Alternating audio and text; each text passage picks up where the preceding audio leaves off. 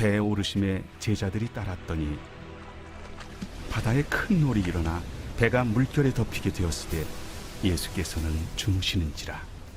그 제자들이 나와 깨우며 주여 구원하소서, 우리가 죽겠나이다. 어찌하여 무서워하느냐? 믿음이 작은 자들아. 하시고 곧 일어나사 바람과 바다를 꾸짖으시니 아주 잔잔하게 되거늘 그 사람들이 놀랍게 여겨 이가 어떠한 사람이기에 바람과 바다도 순종하는가?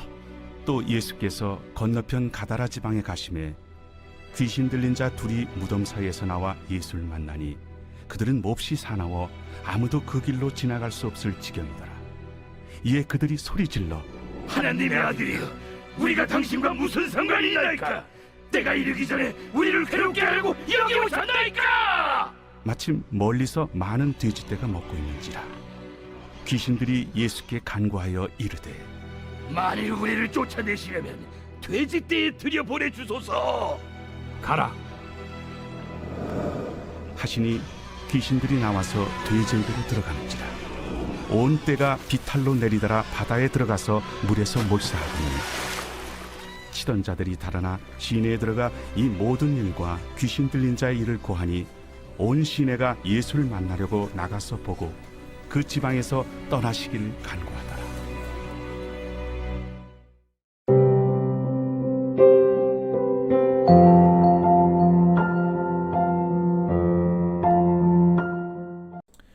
여러분 반갑습니다. 오늘도 큐티로 여는 기막힌 하루입니다. 본문 말씀 마태복음 8장 23절부터 34절의 말씀입니다. 자, 오늘 본문 말씀에는 각기 다른 이유로 환난을 만난 사람들이 등장합니다. 고난과 환난을 만났을 때 우리의 초점은 언제나 이 문제 해결에 있습니다. 그래서 하나님께 늘 문제를 해결해 달라고 구하죠. 그러나 오늘 주님은 우리들에게 해결이 아닌 해석을 받으라고 말씀하십니다. 왜냐하면 해석이 돼야 해결도 있기 때문입니다. 우리의 고난이 해석이 안 될 때는 그냥 고난은 고난일 뿐입니다. 그러나 나의 고난의 의미와 목적을 알게 되면 그때부터 상황에 상관없이 고난은 더 이상 고난이 아니라 오히려 축복임을 알게 되는 것입니다. 여러분, 그렇다면 우리의 고난 안에 담긴 그 의미와 목적이 무엇입니까? 먼저 첫 번째로 고난을 통해 내 믿음의 진짜 크기가 드러나는 것입니다. 자, 오늘 본문의 23절에 예수님이 배에 오를 때 제자들이 따라 올랐다고 합니다. 그런데 이어지는 24절을 보니까 기껏 주님을 따라 제자들이 배에 올랐는데 그만 큰 놀이 일어 배가 물에 덮이게 되었다는 것입니다. 여러분, 지금 이 모습은요, 우리가 기대하고 상상하는 전개와는 전혀 다른 것입니다. 우리가 흔히 기대하는 것은 무엇입니까? 예수님을 믿고 배에 탔더니 이 배가 안전하고 순탄하게 항해했다. 이것이 우리가 기대하고 상상하는 것입니다. 그런데 오히려 예수님을 믿고 배에 탔다가 죽을 지경이 된 것입니다. 자, 그런데 여기서 가장 흥미로운 장면은요, 따로 있죠. 그것은 지금 이런 상황에서 예수님은 뭘 하고 계시냐는 것입니다. 다시 24절을 보니까 그 시각 예수님은 주무시고 계셨다는 것입니다. 무슨 말입니까? 지금 이 상황 가운데 제자들을 내버려 두고 계시다는 것입니다. 여러분, 지금 이 상황이 그려지십니까? 제자들은 바다 한가운데서 파도와 싸우며 혼비백상 우왕좌왕하고 하고 있습니다. 그런데 예수님은 그 상황 가운데 태평하게 누워 잠이 들어 계시더라는 것입니다. 여러분, 우리가 볼 때는 너무나 이상한 상황처럼 보일 수 있습니다. 하지만 사실은 이 상황은 정확한 의도와 목적을 가지고 철저하게 계획된 상황이라는 것을 우리는 알아야 합니다. 여러분, 지금 제자들이 이런 어려움을 겪는 상황에서 왜 예수님은 이 상황을 외면하시고 주무십니까? 그것은 오늘 이것이 제자들에 대한 예수님의 시험, 테스트이기 때문입니다. 여러분, 제가 아주 예전에 들었던 한 예화가 생각이 납니다. 어떤 사람이 죽어 천국에 가게 되었습니다. 그런데 자신이 살아왔던 길을 돌아보니까 그 길에 발자국이 4개가 나 있더라는 것입니다. 그래서 주님께 묻습니다. 예수님, 왜 발자국이 4개입니까? 그러자 주님은 2개는 너의 발자국이고 2개는 나의 발자국이다. 내가 항상 너와 함께 있었다. 그런데요, 그렇게 항상 4개의 발자국이던 인생의 길에 어느 순간 가장 힘들었던 순간에는 발자국이 2개만 나 있는 것입니다. 그래서 이 사람이 또 예수님께 물었습니다. 주님, 왜 내가 가장 힘들 때에는 나만 걷게 하셨습니까? 그때 주님이 이렇게 대답하십니다. 이 발자국은 너의 것이 아니라 내가 너를 업고 갔던 나의 발자국이란다. 여러분 어떻습니까? 여러분은 단 한순간도 나를 떠나지 않으시고 나를 책임지시고 이끌어 가시는 그 예수님을 믿고 신뢰하십니까? 바로 그 믿음 때문에 오늘도 환난 가운데 평안을 누리고 있습니까? 여러분 오늘 말씀에서도 비록 주님은 주무시고 계셨지만 틀림없이 그들과 주님은 함께 계셨습니다. 그러나 제자들은 파도만 보고 상황만 보느라 나와 함께하고 계시는 그 전능하신 주님이 보이지 않았습니다. 잊어버렸습니다. 믿음도 잃어버리고 말았습니다. 아마 제자들은요, 평소에 평안할 때 예수님 쫓아 다닐 때는 자신들의 믿음이 특별하다고 생각했을 것입니다. 그러나 막상 눈앞에 큰 노를 만나 고난을 당해보니 그들의 믿음의 크기가 너무 작다는 것이 여실히 드러나게 된 것입니다. 오늘 예수님은 자신들의 믿음이 크다고 착각하는 제자들에게 그들의 진짜 믿음의 크기를 테스트하시고 드러내시기 위해서 오늘 이 상황 안으로 제자들을 데리고 가신 것입니다. 여러분, 우리도 그렇습니다. 우리 인생이 평안하고 여유가 있을 때는 그냥 내 믿음이 이 정도면 좋다라고 생각을 합니다. 그러나 우리 믿음의 진짜 크기는요, 인생의 풍파를 만나고 고난을 통과해 보면 바로 그때 비로소 내 믿음의 진짜 크기가 드러나는 것입니다. 여러분, 예수님을 믿는 나에게 이 큰 놀과 같은 사건이 왔다면 그것이 결코 우연이 아니라는 것을 우리가 알아차려야 합니다.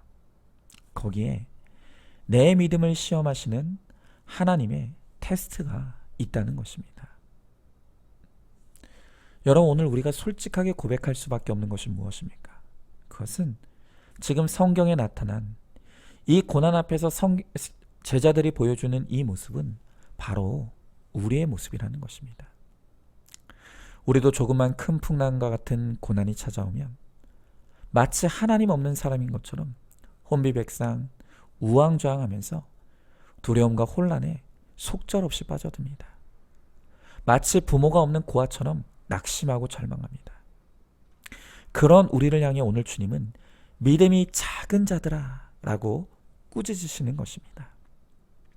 여러분, 오늘 주님이 우리에게 주신 풍랑은요, 내가 죽고 망하라고 주신 것이 아닙니다. 오늘 이 고난을 통해 나의 작은 믿음을 직면하고 회개하라고 주신 사건인 것입니다. 그러므로 이 풍랑과 같은 고난 가운데 우리가 할 일은 나의 작은 믿음을 회개하고 오직 우리의 구원자 되시는 주님을 찾고 구하며 잠잠히 기다리는 것입니다.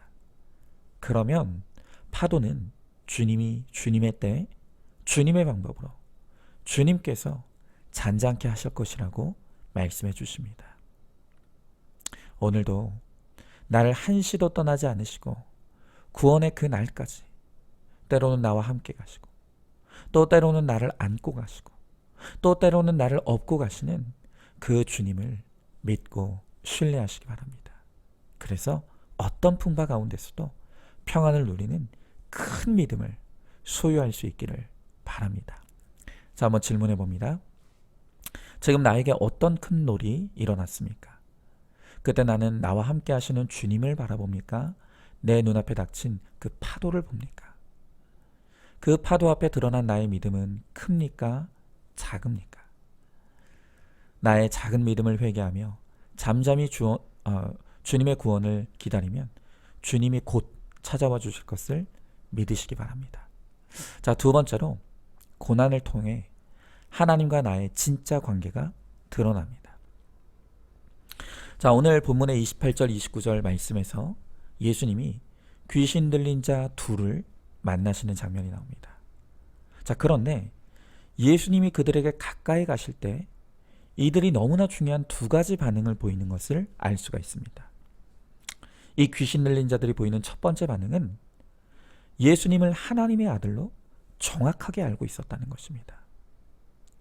참 놀라운 사실입니다. 여러분, 우리는 예수님이 하나님의 아들이라는 사실을 시시때때로 의심합니다. 그런데 오히려 귀신들은요, 예수님이 말씀하시지 않으셔도 그가 하나님의 아들이라는 것을 정확하게 알고 있었습니다. 자, 그런데 이 귀신 들린 자들이 보이는 두 번째 반응이 있습니다. 그것은 그들이 예수님이 하나님의 아들이라는 것을 알기는 하지만 그 예수님을 믿지는 않았다는 것입니다. 그러면서 그들이 뭐라고 합니까? 우리가 당신과 무슨 상관이 있냐는 것입니다. 여러분, 여기서 우리는 너무너무 중요한 진리 하나를 깨달아야 합니다. 그것은 예수님을 아는 것과 예수님을 믿는 것은 전혀 별개의 문제라는 사실입니다. 여러분, 적어도 교회를 다니는 사람들에게 예수님을 아느냐고 물으면 누구나 예외 없이 나는 예수님을 안다고 대답할 것입니다. 자, 그러나 내가 아는 그 예수님을 믿느냐라고 대답한다면 그때부터 이야기는 달라집니다. 여러분은 어떻습니까? 여러분은 예수님을 압니까? 그러면 내가 알고 있는 그 예수님을 확실히 믿고 있습니까? 자, 그렇다면 이제 중요한 건 그것이죠. 그럼 도대체 예수님을 아는 것과 믿는 것은 어떤 차이가 있습니까? 여러분, 저는요, 예수님을 아는 것과 믿는 것은 예수님과의 거리의 차이라고 생각합니다. 자, 오늘 이 귀신 들린 자들 한번 보세요. 이들은 예수님을 하나님의 아들로 정확하게 알고 있었다고 했습니다. 그런데 그 예수님이 그들에게 가까이 다가오시니 우리가 당신과 무슨 상관이 있냐고 따집니다. 심지어 이들은 예수님이 가까이 오는 것이 괴롭다고 말합니다. 그렇습니다. 예수님을 단순히 아는 것에 머물러 있는 사람들은 예수님이 가까이 오시는 것이 싫습니다. 괴롭습니다. 왜냐하면 예수님이 가까이 오시면 오실수록 그때부터 그분이 내 인생을 상관하시기 때문입니다. 예수님이 나에게 가까이 오시면 예수님은 나의 죄를 지적하십니다. 나의 야망을 자꾸 꺾으십니다. 내가 욕심을 따라 가고자 하는 길을 자꾸 막으십니다. 내가 주인이 되어서 내 마음대로 살아야 하는데 예수님이 가까이 오시면 내가 주인 노릇할 수 없기 때문에 그것이 싫고 괴로운 것입니다. 바로 이런 이유로 예수님을 알기만 하는 자들은 늘 예수님과 거리를 둡니다. 신앙생활도 적당히 하고요. 설교도 적당히 듣고요. 교우들과의 관계도 적당히 합니다. 여러분, 바로 이것이 예수님을 아는 데 머물러 있는 사람들의 모습입니다. 내가 신앙생활을 몇 년 했는가? 성경을 몇 독 했는가?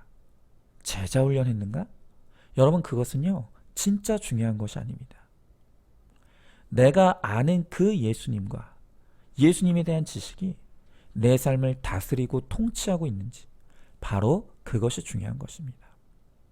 구원은요, 지식으로 받는 게 아닙니다. 믿음으로 받는 것입니다. 구원은 예수님을 아는 지식으로 받는 것이 아니라 예수님을 믿는 믿음으로 받는 것이라는 것을 알아야 합니다. 여러분, 그러나 반대로 예수님을 아는 것을 넘어 예수님을 믿는 사람들은요, 예수님이 가까이 오시는 것을 환영합니다. 아니, 그 예수님이 내 마음의 중심에 예수님을 마음의 중심에 모시고 기쁘게 영접하는 것입니다. 그래서 예수님이 내 인생을 삼관하여 주시고 통치하여 주시고 다스려 주시는 것을 기뻐하고 순종합니다. 여러분, 바로 이런 이유 때문에 큐티는 내가 하나님을 아는 사람인지 하나님을 믿는 사람인지를 드러내는 정말 중요한 시금석이라고 할 수 있는 것입니다. 여러분은 큐티를 어떻게 대합니까? 큐티하는 것이 귀찮습니까? 부담스럽습니까? 특별히 내가 지금 어떤 결정이나 선택의 문제를 앞두고 있거나 대단히 불편한 문제를 가지고 있을 때 그때 말씀을 펴고 묵상합니까? 아니면 말씀을 펴는 것이 부담스럽고 거북합니까? 만약 그렇다면 여러분은 틀림없이 예수님을 알기만 하는 사람에 불과한 것입니다. 그러나 날마다 하나님이 나에게 무엇을 말씀하실지가 기대가 되고 그래서 말씀을 펴고 묵상하고 또 그 말씀대로 믿고 살고 누리는 적용과 순종에 힘쓴다면 바로 그 사람은 예수님을 아는 것을 넘어 예수님을 믿는 사람이라고 할 수 있는 것입니다. 여러분 한번 질문해 보십시오. 그럼 나는 예수님을 아는 사람입니까? 믿는 사람입니까? 나의 큐티는 눈으로 보고 귀로 듣는 것입니까? 아니면 말씀대로 묵상하고 말씀대로 믿고 말씀대로 적용하는 믿음의 큐티입니까?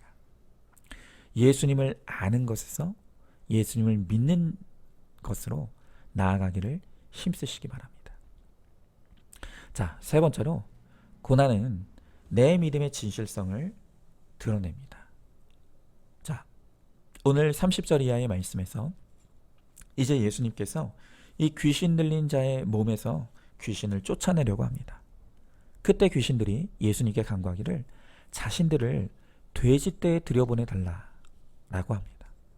그때 예수님께서 그들의 간구대로 돼지떼에 들어가게 하셨더니 이 귀신이 들어간 돼지떼들이 바다로 뛰어들어서 몰사했다는 것입니다. 여러분, 그러나 귀신들이 돼지떼에 들어가 몰사한 그 덕분에 귀신 들려 오랫동안 고생했던 이 두 사람들은 드디어 자유함을 얻고 구원을 받게 되었습니다.